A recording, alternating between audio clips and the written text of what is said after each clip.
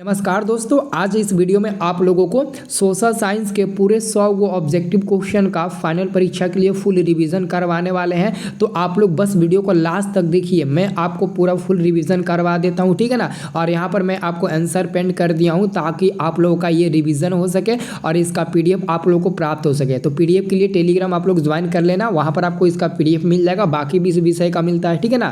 तो यहाँ पर आप लोग देखिए रिवीजन करना स्टार्ट करिए तो, और बताइएगा कि कितना प्रश्न आपको याद था। पहला नंबर क्वेश्चन है, यूरोप का मरीज किसे कहा जाता था। तो बाबू तुर्की हो जाएगा। यहाँ पर आंसर मैंने पेंड कर दिया ताकि आप लोग रिवीजन कर सके और इसका PDF सबको प्राप्त हो सके। यंग यूरोप का संस्थापक कौन था। तो मेजनी ऑप्शन नंबर ए हो जाएगा, ठीक है ना। इसको याद रखना आप लोग, ठीक है ना। तीसरा नंबर क्वेश्चन है कि यंग इटली का स्थापना किसने किया था। तो मेजनी नहीं किया था। यहाँ पर आपका उत्तर मिल जाएगा ऑप्शन नंबर ए, ठीक है ना, याद रखना। अगला आपका क्वेश्चन नंबर 4 है, यूरोपीय सभ्यता का पालना किस देश को कहा जाता है। तो यूनान देश को कहा जाता है बाबू, ठीक है ना। यहाँ पर आंसर आपका मिल जाएगा डी नंबर वाला, ठीक है ना। अगला क्वेश्चन आपका है कि इटली के एकीकरण का मसीहा किसे कहा जाता है। तो नेपोलियन बोनापार्ट को कहा जाता है, सभी विद्यार्थी लोग, ठीक है ना, इसको याद रखना। अगला आप लोगों का प्रश्न है 6 नंबर, ये आपका प्रश्न है कि मेजनी का संबंध किस संगठन से था। तो बाबू कार्बोनरी संगठन से था। यहाँ पर हमारा 6 का आंसर मिल जाएगा बी नंबर, ठीक है ना। अगला क्वेश्चन है कार्बोनरी की स्थापना किस वर्ष हुई थी। तो 1810 ईस्वी में हुई थी। इसे आप लोगों को याद रखना है, ठीक है ना। बाबू सुनने से और देखने से ना काफ़ी प्रश्न आपको ईजी हो जाता है याद करने के लिए, ठीक है ना। तो ये बहुत इंपॉर्टेंट है आपके लिए। अगला क्वेश्चन है, हंगरी की राजधानी कहाँ है। तो बाबू बुडापेस्ट होता है। हंगरी की राजधानी कहाँ होता है, बुडापेस्ट होता है, आप लोग को याद रखना है। अगला क्वेश्चन है, हंगरी की भाषा क्या थी। तो हंगरी की भाषा मैंग्यार है, ठीक है ना, मैंग्यार याद रखना। मैंग्यार हंगरी की भाषा है, जैसे हम लोग की भाषा हिंदी है, ठीक है ना। अगला क्वेश्चन है, लाल कुर्ती का गठन किसने किया था। तो बाबू लाल कुर्ती का गठन किसने किया था, गैरीवाल्डी ने किया था। तो डी नंबर वाला सही उत्तर मिल जाएगा। अगला क्वेश्चन है, विलियम प्रथम कहाँ के शासक थे। तो प्रसा के शासक थे। यहाँ पर आपका मिल जाएगा आंसर आपका बी नंबर, ठीक है ना, 11 का। 12 नंबर प्रश्न है कि मेटरनी कौन था। तो ऑस्ट्रिया का चांसलर था। आप लोगों को याद रखना, ऑस्ट्रिया का चांसलर था, याद रखना मेटरनिक, ठीक है ना। अगला क्वेश्चन आपका 13 नंबर है, वर्साय की संधि कब हुई थी। 1919 ईस्वी में हुई थी। इसे याद रखना है आप लोगों को, ठीक है ना। अगला क्वेश्चन है, वार एंड पीस किसकी रचना है। तो लियो टॉलस्टॉय जी क्या है, ठीक है ना, टॉलस्टॉय जी का नाम सुने होंगे, ठीक है ना, आंसर मिल जाएगा बी नंबर। अगला क्वेश्चन है, बिस्मार्क क्या था। तो बिस्मार्क क्या था, कूटनीतिज्ञ था। यहाँ पर आपका मिल जाएगा आंसर डी नंबर वाला, ठीक है ना, इसको याद रखना है। अगला क्वेश्चन है आपका कि जर्मन राज्य का निर्माण किसने किया था। तो बाबू नेपोलियन बोनापार्ट ने किया था। इसे भी आप लोग को याद रखना है, ठीक है ना। सभी लोग वीडियो को लाइक जरूर करना और लगे हाथ चैनल को भी सब्सक्राइब आप लोग कर लीजिएगा, ठीक है ना। 17 नंबर क्वेश्चन है, रक्त और लौह नीति का अवलंबन किसने अपनाया था। तो बिस्मार्क ने ही अपनाया था। यहाँ पर आपका आंसर मिल जाएगा सी नंबर, ठीक है ना, इसको याद रखना है आप लोगों को। अगला क्वेश्चन है, जलवेरिन एक संस्था थी। तो बाबू व्यापारियों की संस्था थी। जलवेरिन एक संस्था थी तो व्यापारियों की। यहाँ पर आंसर मिल जाएगा बी नंबर। अगला मैं क्वेश्चन की बात करूं तो जलवेरिन की संस्थापना किस राज्य ने किया था। तो प्रसा ने किया था। किस राज्य ने किया था, प्रसा ने किया था, इसे भी याद रखना है। अगला क्वेश्चन है, गैरीवाल्डी पेशे से क्या था। तो गैरीवाल्डी पेशे से नाविक था। इसे आप लोगों को याद रखना है, गैरीवाल्डी पेशे से नाविक था, इसे आप लोगों को याद रखना है। अगला आपका क्वेश्चन है, हनोई समझौता कब हुआ था। तो हनोई समझौता 1946 ईस्वी में हुआ था, ठीक है ना।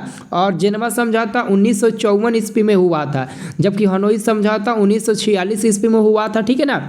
अगला आपका क्वेश्चन है, नेपोलियन संहिता कब लागू हुआ। तो 1804 ईस्वी में लागू हुआ था, इसे आप लोगों को याद रखना है। अगला आपका क्वेश्चन है, इटली तथा जर्मनी वर्तमान में किस महादेश के अंतर्गत आते हैं। यूरोप महादेश के अंतर्गत आते हैं। सी नंबर वाला उत्तर मिलेगा आपका, ठीक है ना, याद रखना है। अगला आपका क्वेश्चन क्या है बाबू, 23 नंबर तो क्वेश्चन हो गया ना, 23 नंबर। अब देखिए अगला क्वेश्चन है आपका 24 नंबर प्रश्न है आप लोगों का कि काउंट काबूर को विक्टर एमेनुअल ने किस पद पर नियुक्त किया था। तो यहाँ पर आपका आंसर मिलेगा सी नंबर, प्रधानमंत्री, ठीक है ना। अब देखिए बाबू अगला क्वेश्चन देखिए, अगला क्वेश्चन आपका है 25 नंबर आपका क्वेश्चन है, काबूर कौन था। तो इटली का प्रधानमंत्री था, इटली का प्रधानमंत्री, याद रखना। अगला आपका क्वेश्चन है, फ्रांस में किस शासक वंश की पुनर्स्थापना वियना कांग्रेस द्वारा की गई थी? तो बुर्बो वंश हो जाएगा, ठीक है ना। आंसर सी नंबर आपका हो जाएगा सही उत्तर। अगला क्वेश्चन है बुर्बो वंश का शासन काल किस देश में था? तो फ्रांस देश में, यहाँ पर आपका सी नंबर सही उत्तर मिलेगा। अगला क्वेश्चन है इटली के एकीकरण का तलवार कौन था? तो गैरीबाल्डी, सही उत्तर आपका मिलेगा सी नंबर गैरीबाल्डी, ठीक है ना। अगला आपका प्रश्न है कि इटली एवं जर्मनी के एकीकरण के विरोध कौन सा देश था? तो ऑस्ट्रिया था, ऑस्ट्रेलिया नहीं बल्कि ऑस्ट्रिया, ठीक है ना। 29 का बी नंबर मिल जाएगा। अगला क्वेश्चन है कि फ्रैंकफर्ट की संधि कब हुई थी? 1871 ईस्वी में फ्रैंकफर्ट की संधि हुई थी, इसे भी आप लोगों को याद रखना है। अगला आपका क्वेश्चन है फ्रांस की क्रांति का प्रमुख कारण क्या था? तो निरंकुश शासन, इसे भी आप लोगों को याद रखना है, ठीक है ना। अगला आपका क्वेश्चन है कार्ल मार्क्स का जन्म कहाँ हुआ था? जर्मनी में हुआ था 1818 ईस्वी में, इसे भी आपको याद रखना है, ठीक है ना। अगला आपका क्वेश्चन है वियना सम्मेलन यानी कि वियना कांग्रेस का अध्यक्ष कौन था? तो मेटरनिक, आंसर आपका मिल जाएगा डी नंबर वाला। अगला क्वेश्चन है सीडन का युद्ध किसके बीच हुआ था? तो फ्रांस और प्रूसिया के बीच हुआ था, इसे भी आप लोगों को याद रखना है। अगला हम लोगों का प्रश्न है किसने कहा था जब फ्रांस सीखता है तो बाकी यूरोप को सर्दी जुकाम हो जाता है? तो मेटरनिक ने कहा था, यहाँ पर सही उत्तर सी नंबर मिलेगा। अगला आपका क्वेश्चन है कि बिस्मार्क किस विद्वान की विचारधारा से प्रभावित था? तो हीगेल, आपका आंसर मिलेगा सी नंबर वाला हीगेल, ठीक है ना। अगला क्वेश्चन है नेपोलियन कोड में कुल कितने कोड थे? तो 5 कोड थे, यहाँ पर सही उत्तर मिलेगा आपका बी नंबर 5 कोड थे। अगला क्वेश्चन यूरोप वासियों के लिए किस देश का साहित्य एवं विज्ञान प्रेरणा स्रोत रहा? तो यूनान देश का सही उत्तर मिलेगा बी नंबर, ठीक है ना। अगला आपका क्वेश्चन है कि नेपोलियन ने जर्मनी में किस संघ की स्थापना किया था? तो राइमंड संघ का स्थापना किया था, इसे याद रखना है। अगला आप लोगों का क्वेश्चन है किस युद्ध के बाद जर्मनी का एकीकरण पूरा हुआ था? सीडन का युद्ध के बाद ना जर्मनी का एकीकरण पूरा हुआ था, इसे भी आप लोगों को याद रखना है। अगला आप लोगों का क्वेश्चन है जर्मनी का एकीकरण कब पूरा हुआ था? तो 1871 ईस्वी में जर्मनी का एकीकरण पूरा हुआ था, इसे भी याद रखना है। अगला आप लोगों का प्रश्न है कि मारियान किस देश के राष्ट्रवाद का प्रतीक है? तो फ्रांस देश का, सही उत्तर मिलेगा आपका ए नंबर फ्रांस देश का। अगला आपका क्वेश्चन है यूनान के स्वतंत्रता संग्राम में किसकी पराजय हुई थी? तुर्की का पराजय हुई थी, तुर्की मतलब कि वहां पर हारा था, याद रखना है। अगला क्वेश्चन है चर्चिस्ट आंदोलन कहाँ हुआ था? इंग्लैंड में हुआ था। अगर आपके ऑप्शन में इंग्लैंड न दे लेकिन ब्रिटेन दे तो ब्रिटेन पर भी टिक लगा सकते हैं, लेकिन यहाँ पर इंग्लैंड दिया है तो इंग्लैंड पर टिक लगाना। सन 1870 ईस्वी में फ्रांस और प्रूसिया के बीच युद्ध कहाँ हुआ था? तो सेडन में हुआ था, याद रखना। सेडन का युद्ध 1870 ईस्वी में फ्रांस और प्रूसिया के बीच हुआ था, ठीक है ना। अगला क्वेश्चन है सांप्रदायिक राजनीति किस पर आधारित होता है? धर्म पर आधारित होता है, 46 का उत्तर मिल जाएगा ऑप्शन नंबर ए। अगला क्वेश्चन से बाबू साम्यवादी शासन का पहला प्रयोग कहाँ हुआ था? तो रूस में हुआ था, सही उत्तर मिलेगा ए नंबर बाबू। अगला क्वेश्चन है दुनिया का पहला साम्यवादी देश कौन सा है? साम्यवादी देश कौन सा है? तो रूस है, ठीक है ना। रूस जो क्षेत्रफल की दृष्टि से काफ़ी लंबा है और भारत का मित्र भी है। रूस में जार का अर्थ क्या होता है? तो रूस का सम्राट हो जाएगा, डी नंबर वाला सही उत्तर मिलेगा। अगला क्वेश्चन आपका है 50 नंबर, रूस के सम्राट को क्या कहा जाता है? तो 50 का सही उत्तर मिलेगा जार कहा जाता है। अगला क्वेश्चन की बात करूं कार्ल मार्क्स का जन्म कहाँ हुआ था? तो जर्मनी में हुआ था, सही उत्तर मिलेगा बी नंबर। अगला क्वेश्चन है कार्ल मार्क्स का जन्म कब हुआ था, किस वर्ष हुआ था? 1818 ईस्वी में, जबकि मैंने पहले ही बता दिया था। अगला क्वेश्चन है दास कैपिटल की रचना किसने किया था? कार्ल मार्क्स ने ही किया था और मैन्युफैक्चर के भी लेखक यही है, ठीक है ना। अगला क्वेश्चन दास कैपिटल कब प्रकाशित हुआ था? 1867 ईस्वी में यह प्रकाशित हुआ, ठीक है ना, इसको याद रखना है। अगला बाबू क्वेश्चन है कम्युनिस्ट घोषणा पत्र किसने लिखा था? तो एंजिल्स और कार्ल मार्क्स, ये दो व्यक्ति ने मिलकर लिखा था, इसको याद रखना है, ठीक है ना। अगला क्वेश्चन है कम्युनिस्ट मैन्युफैक्चर का प्रकाशन किस वर्ष हुआ था? 1848 ईस्वी में हुआ था, इसे आप लोगों को याद रखना है। अगला क्वेश्चन से निम्न में से किसे साम्यवाद के संस्थापक के रूप में माना जाता है? तो कार्ल मार्क्स को माना जाता है, इसको आप लोगों को याद रखना है। अगला क्वेश्चन है दुनिया का मजदूर एक हो, यह किसने कहा था? कार्ल मार्क्स ने कहा था, इसे भी आप लोगों को याद रखना है बाबू। अगला प्रश्न है 59 नंबर, रूस का पहला समाजवादी कौन था? तो प्लेखानोव था, ठीक है ना, इसको याद रखना है, प्लेखानोव याद रखना है, ठीक है ना। अगला क्वेश्चन से वैज्ञानिक समाजवाद का जनक किसे माना जाता है? तो कार्ल मार्क्स को माना जाता है, ठीक है ना, इसको याद रखना।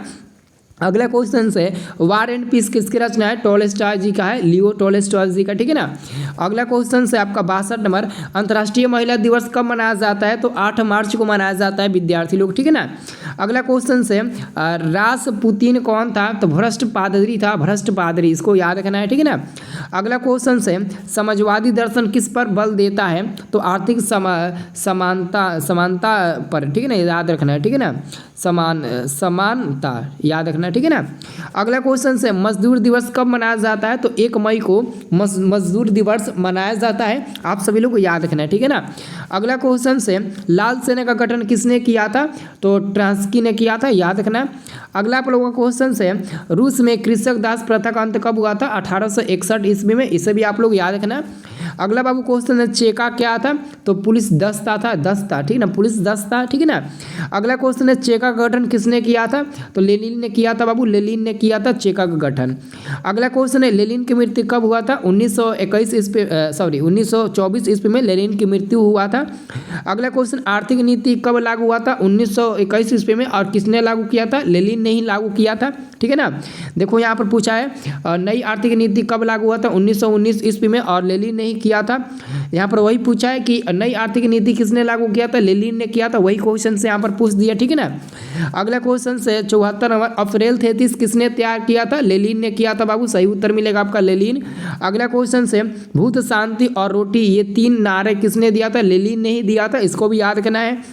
अगला क्वेश्चन से बोल्शेविक क्रांति का नेतृत्व किसने किया था? लेनिन ने ही किया था, इसको भी याद रखना है। अगला क्वेश्चन से बोल्शेविक क्रांति कब हुई थी? नवंबर 1917 ईस्वी में हुई थी, ठीक है ना, याद रखना। अगला क्वेश्चन से काम के अधिकार को संवैधानिक अधिकार का रूप में सबसे पहले कहाँ मिला? तो सोवियत संघ में मिला था, सोवियत संघ, ठीक है ना। अगला क्वेश्चन है निम्नलिखित में कौन यूरोपीय समाजवाद नहीं था? कार्ल मार्क्स, ठीक है ना, याद रखना। अगला क्वेश्चन 80 नंबर है, ब्रेट-लियोज की संधि किन देशों के बीच हुई थी? रूस और जर्मनी के बीच हुआ था, इसे भी आप लोग याद रखना। अगला बाबू आप लोगों का प्रश्न है स्वप्नदर्शी समाज का संस्थापक कौन था? ओवन कौन था? ओवन था, ठीक है ना, इसको याद रखना। अगला क्वेश्चन है रूस के संसद को क्या कहते हैं? तो ड्यूमा कहते हैं, रूस के संसद को क्या कहते हैं? ड्यूमा कहते हैं, ठीक है ना। अगला क्वेश्चन से भारतीय कम्युनिस्ट पार्टी का स्थापना किसने किया था? एम.एन. राय ने किया था, एम.एन. राय ने किया था। अगला आपका प्रश्न है कि सोवियत संघ का विघटन कब हुआ था? तो 1991 ईस्वी में हुआ था, ठीक है ना।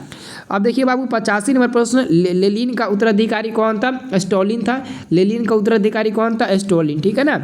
अगला क्वेश्चन से हिंद चीन क्षेत्र में कौन से देश आते हैं बाबू?